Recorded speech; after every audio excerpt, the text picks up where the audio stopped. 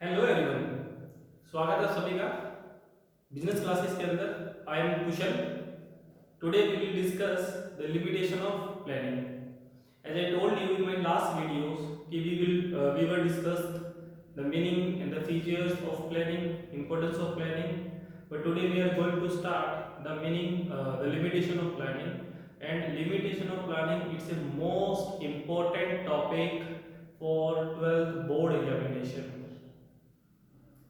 First of all मैं एक चीज आपको क्लियर कर दूं, एक क्वेश्चन 101% आता है प्लानिंग के अंदर से। दो क्वेश्चन की पॉसिबिलिटी सबसे ज्यादा रहती है, प्रोबेबिलिटी।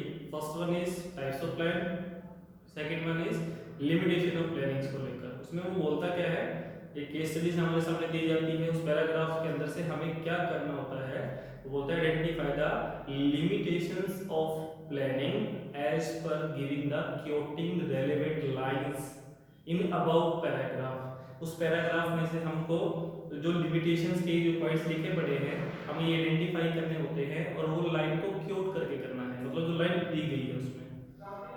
ओके, तो यहाँ हम डिस्कस करेंगे कि what is the meaning, what is the explanation of limitation of planning. Okay, एक बार और वीडियो को स्टार्ट करने से पहले, टॉपिक को स्टार्ट करने से पहले मैं आपसे रिक्वेस्ट करूंगा कि प्लीज इस चैनल को जितना हो सके उतना लाइक करें, सब्सक्राइब करें और हमारे लेटेस्ट वीडियो को देखने और जानने के लिए बेटा please all of you bell and tap the bell icon.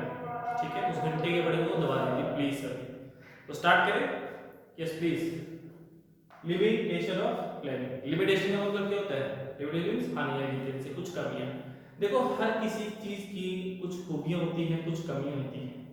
एक सिक्के के दो पहलू। हम बात करें मैनेजमेंट की, किसी भी एस्पेक्ट को लेकर उसकी कुछ खूबियां हैं, कुछ एडवांटेज होते हैं, कुछ डिसएडवांटेज होते हैं। एक क्वेश्चन आता है डायरेक्टली हमारे पास कि does planning give the guarantee of success, या planning is the answer to every question. No idea, planning सभी क्वेश्चन का आंसर नहीं है। क्यों नहीं है? क्योंकि प्लानिंग जो है एक फ्यूचरिस्टिक एस्पेक्ट है, प्लानिंग जो है फ्यूचर से रिलेटेड है और future is uncertain, you know very well.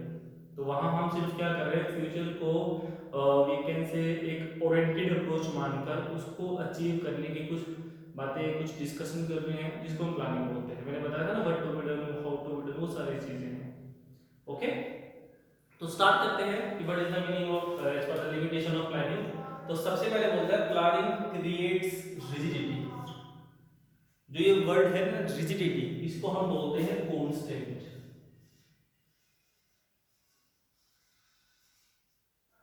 क्या बोलते हैं? कांस्टेंट बेटा।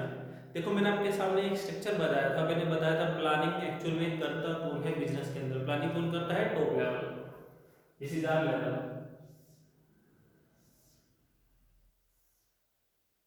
Top level, mid level, lower level. Top level, mid level, lower level and platform area. Okay, करता कौन है टॉप लेवल? लेवल इसमें जो ये वाला, जो ये पर्सन है, यहाँ पर हमने पढ़े थे managing director, board of directors, general manager, chairperson, principal, vice principal, ये सारे के सारे जो पर्सन हैं वो टॉप लेवल पे आते हैं। ठीक है, इनकी अकाउंटेबिलिटी होती है टुवर्ड्स ओनर्स। ठीक है, तो इनका काम क्या है? Do planning. अपने फंक्शन पढ़े होंगे, डिटरमाइनिंग ऑब्जेक्टिव, डिटरमाइनिंग पॉलिसी। तो इनका काम क्या है? ऑब्जेक्टिव डिसाइड करना, स्टैंडर्ड प्रिस्क्राइब करना। देखो एक बात और, जो स्टैंडर्ड ये प्रिस्क्राइब करते हैं, आगे उनको कौन फॉलो करते हैं? Mid level. कौन फॉलो करता है? Mid level. Now after that lower level. उसके बाद वो कहां तक जाता है? हमारा प्लेटफॉर्म एरिया। इसका मतलब क्या हुआ? देखो कि जब टारगेट डिसाइड किए जाते हैं, जब ऑब्जेक्टिव डिसाइड किए जाते हैं, तो टॉप से लेके बॉटम तक सारी की सारी चीजें, सारे के सारे persons, everything my dear rigid हो जाता है। क्या हो जाता है? रिज्ड। इसमें एक पॉइंट और नोट करना सभी, जो इसकी लिमिटेशन क्या है, क्या इसकी कमियां हैं, क्योंकि डायनामिक जो एनवायरनमेंट जो है वो डायनामिक है, और डायनामिक होने की वजह से you know very well so many changes are there. कुछ चेंजेस ऐसे होते हैं जो शॉर्ट टर्म में हम उसको इम्प्लीमेंट कर लेते हैं, लेकिन माय डियर जो चेंजेस कई बार इतने ड्रास्टिकली हो जाते हैं कि उसको हम चेंज नहीं कर पाते। अगर हम उसको चेंज लेके आएंगे तो हमें अपना टारगेट ही चेंज करना पड़ेगा। सपोज मैं आपके सामने एक एग्जांपल की बात करता हूँ कि now we are thinking about कि we are producing 4th generation mobile phone. ठीक है, 4G फोन को लेके हमने बात की। लेकिन क्या हुआ कि कुछ दिन के बाद मार्केट में एक न्यूज़ आई, रूमर्स कह सकते हैं, न्यूज़ आ गई सपोज कि कुछ दिन के बाद 5G या 5 जनरेशन जो मोबाइल फोन है वो लॉन्च हो जाएगा। तो 4G की प्लानिंग आपकी वेस्ट होगी ना, आप उसमें चेंज नहीं कर सकते। आपने एक बच्चे को कह दिया कि बेटा आपके जो 80% आने चाहिए, अब वो 80% की मेहनत कर रहा है, उससे ज़्यादा नहीं सोच रहा। तो इसमें क्या हो रहा है, चीज़ों को हम रिज्ड कर देते हैं। आपने कह दिया कि एम्प्लॉइज को कि बेटा आपको सिर्फ 100 यूनिट्स प्रोड्यूस करनी है, 10 यूनिट्स प्रोड्यूस करनी है, तो उसका जो माइंड सेट है वो 100 को ही लेके बांध रहा है, उससे ज़्यादा नहीं सोचेगा कभी, क्योंकि हमने क्या कह दिया, उसकी जो 100 की जो इवन जो टारगेट है वो सेट कर दिया उसके माइंड में। तो प्लानिंग क्या करता है, प्लानिंग रिज्ड कर देता है चीज़ों को, जो इसकी फर्स्ट क्या है, limitation. Okay, second, planning does not give the plan does not work in the dynamic organisation. Yes my dear, सबसे सिग्निफिकेंट एस्पेक्ट देखो, प्लानिंग कभी भी जहां पर चीजें डायनामिक होंगी, जहां पर चीजें चेंजेबल होगी, वहां काम नहीं करेगा। सपोज मैं आपके सामने एग्जांपल की बात करता हूं, ये हमारा क्या है, परचेज मैनेजर, और इसके नीचे काम कर रहे हैं एम्प्लॉइज। ओके, परचेज मैनेजर ने आया, एम्प्लॉइज को बोला कि आज हमको ये प्लान करना है, आज हम ये करेंगे। तो एक हफ्ता उसी पे काम हुआ, कुछ दिन के बाद आपने देखा कि एम्प्लॉइज ही चेंज हो गई या आपका मैनेजर चेंज हो गया, तो जो हमारा जो प्लान था वो कहीं गुम हो जाएगा। जो सेकंड पर्सन आएगा, अनदर पर्सन आएगा, उसका तरीका अलग, उसका प्लान अलग, उसके टारगेट अलग, उसके स्टैंडर्ड सब कुछ अलग। ऐसे ही बेटा बिजनेस के अंदर होता है, अगर हमारा जो इन्वायरमेंट है वो डायनामिक होगा तो हम कभी भी टारगेट अचीव नहीं कर पाएंगे, एक पर्टिकुलर प्लान पे काम नहीं कर पाएंगे। जैसे हम अपनी बात करें, हमारे इंडिया में जो गवर्नमेंट बनती है, जो 5 ईयर प्लान है वो 5 साल के लिए होता है। अगर सपोज हर गवर्नमेंट हर 6 महीने में, हर 1 साल के बाद प्लान चेंज कर दे, तो 5 ईयर प्लान हमारा क्या हो जाएगा, उसका कोई वैल्यू नहीं रहेगी। तो ये सेकंड पॉइंट जो कहता है, इसका मतलब क्या है, planning does not work in dynamic organisation. ठीक है, जहाँ पे चीजें डायनामिक होंगी, चेंजेबल होगी, वहां प्लानिंग काम नहीं करती। प्लानिंग का मतलब क्या है, अभी आपने चीज सेट कर दी, ये काम है, ये काम ऐसे करना है। जैसे मैंने कल एग्जांपल लिया था आपके सामने इंपॉर्टेंस के अंदर, कि आपने स्टैंडर्ड फिक्स कर दिया कि हर कोई 9 बजे आएगा और 5 बजे आपका क्या होगा, डिस्पर्सल होगा। और कल आप बोलते चलो छोड़ो कोई बात, 9 से 9:30 हो जाएगा, फिर 9:15, फिर 9। तो इससे क्या होगा, इससे वो प्लान जो स्टैंडर्ड है वो कभी भी अचीव नहीं हो पाएगा आपका। This is the main aspect. उसी को मैंने बोला डायनामिक। डायनामिक का मतलब क्या होता है, dynamic is that environment which is changeable according to time, situations and condition. तो वहां कभी प्लानिंग इंप्लीमेंट नहीं होती। Third one, planning reduce creativity. इसमें एक चीज सिखाता हूं आपको मैं, क्रिएटिविटी क्या होती है, डू समथिंग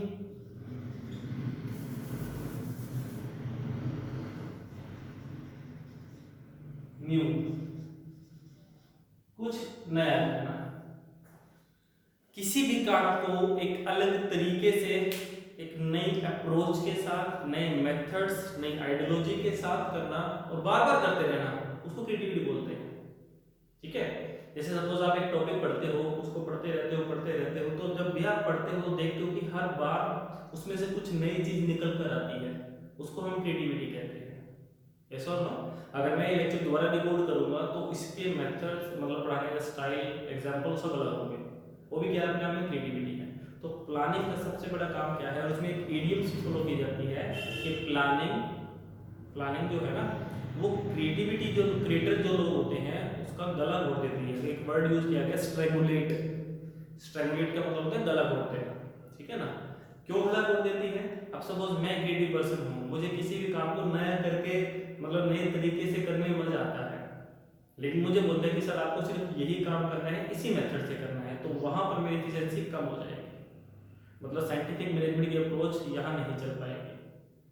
ठीक है, मुझे बोल दिया कि सर आपको एक दिन में सिर्फ 2 घंटे काम करना है, ये एक दिन में सपोज आपको इतना ही काम करने से ज़्यादा नहीं करेगा, आपके लिए इतना है बस, बाकी कोई और काम करेगा और इसी मेथड से करना है, तो वहां पर चीज़ें क्या हो जाती हैं, वहाँ चीज़ें बिल्कुल डाउन हो जाती हैं, वहाँ मेरी एफिशिएंसी और इफेक्टिवनेस दोनों डाउन हो जाएगी। इसी वजह से हम कहते हैं कि प्लानिंग स्टिमुलेट द एम्प्लॉइज या स्टिमुलेट द क्रिएटिव पर्सन। ठीक है, क्योंकि आज थोड़ा गले में प्रॉब्लम है तो मेरा वॉइस नोट जो थोड़ा कम है, ठीक है। फोर्थ पॉइंट क्या है, प्लानिंग इन्वॉल्व ह्यूज कॉस्ट। देखो एक बात और समझ लो बेटा, प्लानिंग एक ऐसा एस्पेक्ट है, प्लानिंग मैंने बताया ना, planning is time consuming process, ये तो आगे ही बढ़ेंगे हम। और एक बात और मैंने बताया था, प्लानिंग इन्वॉल्व डिसीजन मेकिंग। ये सारी चीजें जो है बेटा, प्लानिंग कभी भी एक सस्ता एक चीप कंसेप्ट नहीं है। प्लानिंग करने में बहुत सारी चीजें लगती हैं। जब गवर्नमेंट बजट बनाती है, जब 5 ईयर प्लान बनाए जाते हैं, सब जनधन योजना है, किसी भी तरह की कोई भी अगर प्लानिंग करते हो तो उसमें आपका टाइम लगता है, एनर्जी लगती है, एफर्ट्स लगते हैं, बहुत सारी चीजें उसमें कंबाइन करती हैं। जैसे सपोज हम बात करते हैं, हम 1 साल की प्लानिंग करते हैं कि नेक्स्ट ईयर हमें इतने बच्चों को इतने परसेंट पे लेके आना है, तो उसमें बच्चों का फ्यूचर है, बच्चों की एनर्जी, वो टाइम सारा लगा, आपके एफर्ट्स लगे, बच्चों के एफर्ट्स लगे, सारी की सारी चीजें कंसीडर की जाती हैं।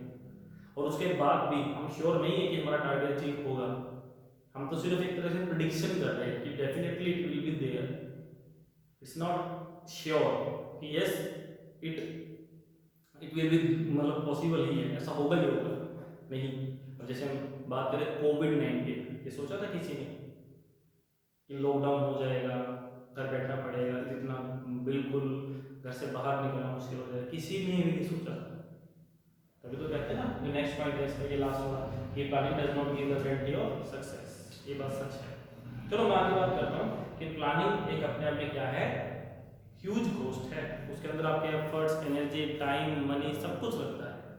ठीक है, यस और नो, आपकी नहीं सबकी, जो लोग जुड़े हैं, जैसे यहाँ पे सपोज हम बात करें, टॉप लेवल की बात करें, ठीक है ना, इनका टारगेट क्या था, एक साल के अंदर 10 लाख मोबाइल फोन बना रहे हैं सपोज, 10 लाख। एक साल में सारे लोग लग गए बनाने में, मिडिल में, लेकिन बना पाए कितने, ओनली 8 लाख।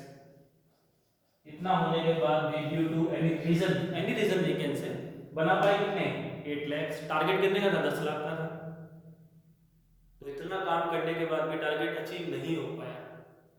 ठीक है, ऐसा हो तो that's why we can say it planning involve huge cost.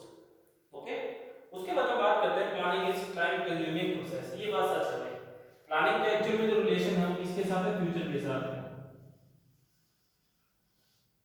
किसके साथ है, फ्यूचर के साथ है, और फ्यूचर इज अनसर्टेन। मैं ये नहीं कहता लोग अभी हमने प्लानिंग की और अभी हमारा टारगेट अचीव हो गया, ऐसा नहीं होता। वो अपने आप में एक टाइम टेकिंग प्रोसेस है।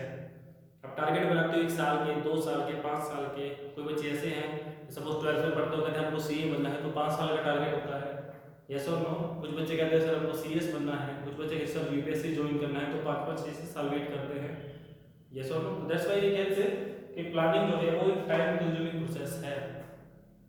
प्लानिंग ऐसा नहीं कि आज आपने प्लान बनाया और शाम को आपका टारगेट अचीव हो गया।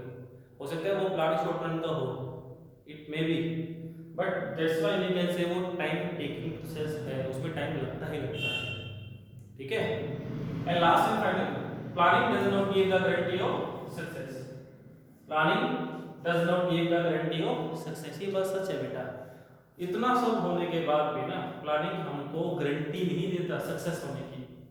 हम कर क्या रहे हैं एक्चुअली में, हम प्लानिंग क्यों कर रहे हैं, प्लानिंग तो बस ये है कि जो हमारा जो रिस्क है ना, मैंने बताया था आपको इंपॉर्टेंस के अंदर, planning reduce the risk of uncertainty. जो अनसर्टेनिटी का जो रिस्क है उसको रिड्यूस कर रहे हैं। हम श्योर नहीं है देखिए definitely we will got the target, we will attain the target, no, हम तो बस एक तरह से प्रिडिक्ट कर पा रहे हैं कि हाँ ऐसा होगा।